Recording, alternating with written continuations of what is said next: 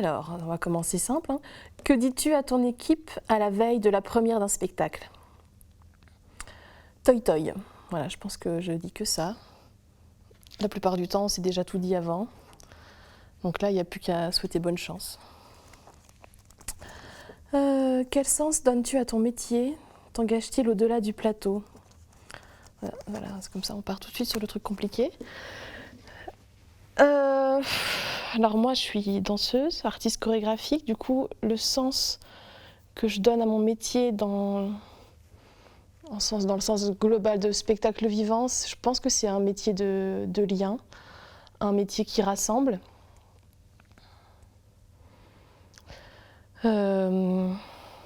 Qui fait partager des moments en dehors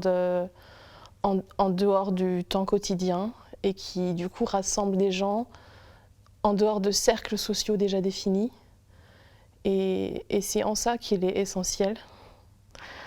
Est-ce qu'il m'engage au-delà du plateau? Oui, forcément, ça engage sur plein de choses, sur des choses très triviales comme mon salaire, mon emploi du temps, la précarité de la situation, sur des choses comme ça. Ça engage aussi sur le rapport aux autres, sur une façon d'être au monde. Mais comme beaucoup de métiers, hein, comme enseignant, ça engage aussi en dehors de la classe. Alors, j'essaie de faire un peu court. Hein. Ta première fois au théâtre et ou sur un plateau de danse en tant que spectateur et en tant qu'artiste? Les toutes premières fois, c'était quand j'étais enfant, mais c'est pas très parlant. Après, ma première fois en tant que spectatrice de danse qui a été très marquante et qui a engagé vraiment mon envie de travailler comme danseuse, c'est quand j'ai vu Symphonia Eroica de Michel-Anne Demey. J'avais 20 ans. Et ça, c'est vraiment un spectacle qui m'a marquée, qui m'a donné envie d'être danseuse. Ma première fois au théâtre qui a été marquante, c'est en tant que spectatrice aussi. Hein, c'était quand j'ai vu le cercle de Cré caucasien de Brecht au Théâtre du Peuple à Busan.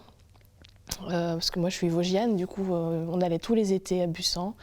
Et cette première pièce-là, elle a été très, très marquante aussi. Voilà. Après, en tant qu'artiste, ma toute première fois qui a été marquante, c'est mon premier engagement professionnel, c'était avec Sidi Graoui pour un projet pour le conservatoire. Et c'était une petite pièce sur les suites de Bizet. Et voilà, c'était chouette. Prochaine question. Ce qui t'inquiète le plus aujourd'hui? Ce qui m'inquiète le plus aujourd'hui, il y a beaucoup de choses inquiétantes aujourd'hui. Ce qui m'inquiète le plus, c'est cette idée de distanciation physique. C'est d'envisager l'autre comme un problème potentiel pour soi. C'est les séparations qu'on nous impose dans la vie et dans les esprits aussi, du coup. Et voilà, ça, je pense qu'il va y avoir beaucoup de répercussions de ces distanciations. Ça, c'est inquiétant. Voilà, pour vivre ensemble, c'est inquiétant. Le texte qui ne te quitte jamais. Le livre de chevet, si j'en ai un. Alors, ça, c'est une question compliquée. Parce que moi, je suis une fille du bibliothécaire, donc j'ai beaucoup de textes qui ne me quittent pas. Il y a des auteurs auxquels je reviens tout le temps pour du réconfort, pour rêver, juste pour écouter la langue. Il y a Proust auquel je reviens tout le temps. C'est des classiques, hein, Racine, Romain Gary, c'est des choses un peu essentielles pour moi. S'il y en avait un que je devais choisir, parce qu'il m'accompagne depuis longtemps et qui, je pense, restera tout le temps, c'est l'Iliade. Voilà, la traduction de Philippe Jacotet. Ça, c'est un texte, je pense, qui restera tout le temps. Un père ou une mère tutélaire dans ce métier? Ça, c'est difficile aussi. Je ne sais pas s'il y a une figure tutélaire. Après, il y a un de mes formateurs qui reste mon maître, je dirais. C'est Raza Hamadi. Tous les chorégraphes, tous les formateurs que j'ai eus ont marqué ma façon de bouger, mais Raza Raza, il m'a vraiment fait comprendre comment mon corps bougeait et comment moi je pouvais faire bouger l'espace aussi. Et je me réfère toujours à sa façon de faire. Donc oui, je pense que lui, ça serait la figure tutélaire.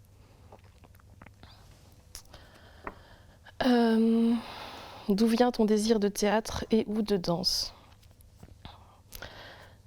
Ça vient de plein d'endroits. Hein. C'est difficile à définir comme envie.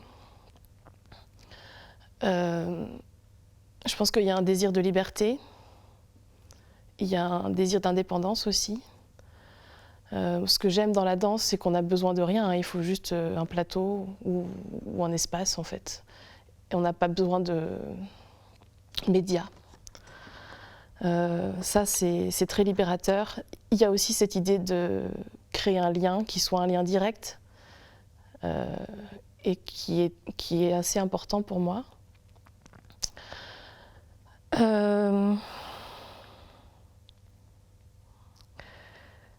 Ouais, je sais pas. Il y a trop de choses pour répondre simplement à cette question. Ce qui me fait le plus rire. Alors, tout me fait rire. Ouais, je suis très bon public, donc je ne saurais pas dire le plus. Je rigole de rien. C'est même un problème. Pour toi, l'inspiration, c'est quoi? Est-ce qu'on peut la bousculer?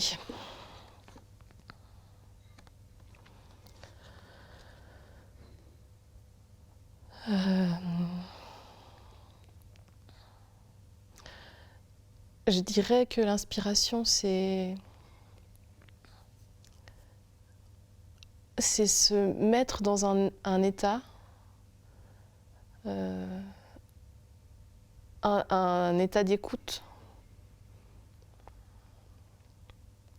C'est une espèce d'équilibre entre faire et laisser faire, entre faire confiance à ce qui arrive et se faire confiance.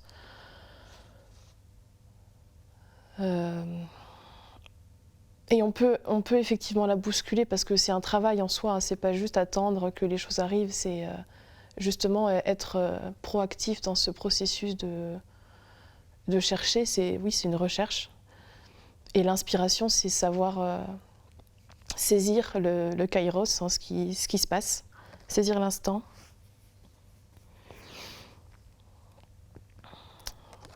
Mais pareil, c'est une notion assez riche aussi, c'est difficile de définir comme ça. C'est savoir quand ça fait sens. Mais bon. Là, on est déjà à la fin. L'autre métier dont tu te sens la plus proche?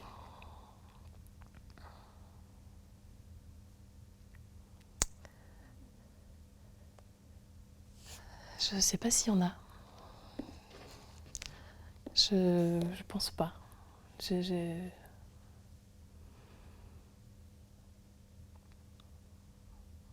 pense que je ne serais pas capable de faire autre chose.